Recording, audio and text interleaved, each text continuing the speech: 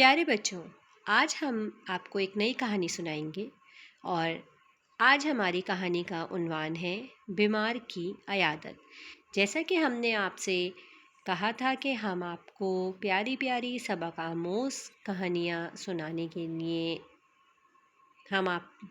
جیسا کہ ہم نے آپ سے کہا تھا کہ ہم آپ کو پیاری پیاری سبق آموز کہانیاں سنائیں گے، تو چلیں بچوں آج کی کہانی کا آغاز کرتے ہیں۔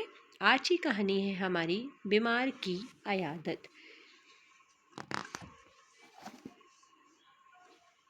اجمل کی دادی ایک بار سخت بیمار ہو گئیں۔ سب گھر والے ان کی عیادت کو گئے۔ باجی جان تو ان کی دیکھ بھال کے لیے ان کے ساتھ ہی رہ رہی تھیں، مگر اجمل ابھی تک نہیں گیا تھا۔ اصل میں اسے دواؤں کی بو بہت بری لگتی تھی۔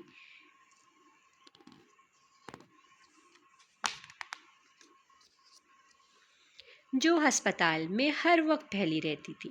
یہی وجہ تھی کہ گھر والے اسے چلنے کو کہتے، مگر وہ ٹال مٹول کر جاتا۔ اس روز اسکول میں آخری پیریڈ اسلامیات کا تھا۔ اتفاق سے ٹیچر نے عیادت کا سبق ہی پڑھایا۔ انہوں نے بتایا، ہمارے پیارے نبی حضرت محمد مصطفیٰ صلی اللہ علیہ وآلہ وسلم ہر حال میں بیماروں کی عیادت کرتے تھے۔ ٹیچر کہہ رہی تھیں کہ بیماروں کی عیادت کرنا، ان سے پیار اور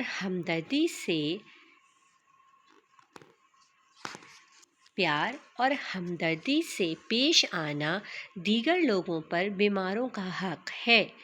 یعنی اگر کوئی مسلمان اپنے بیمار عزیزوں اور قرابت داروں کی عیادت نہیں کرتا تو دراصل وہ اس کا حق مارتا ہے، اور یہ بڑی ذمہ داری ہے جسے اسے لازماً پورا کرنا چاہیے۔ کسی مسلمان کے لیے ہرگز جائز نہیں کہ وہ اپنے مسلمان بھائی کا حق مارے۔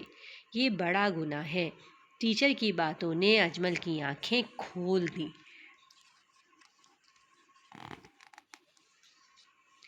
اسے بڑی شرمندگی ہوئی کہ اس کی دادی اماں بیمار اور اسپتال میں داخل ہیں، اور وہ صرف اس لیے انہیں دیکھنے نہیں گیا کہ اسے دواؤں کی بو اچھی نہیں لگتی۔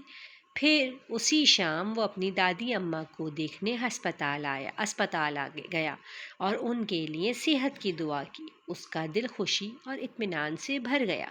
کچھ ہی دنوں میں اس کی دادی اماں صحت یاب ہو کر گھر آ گئیں۔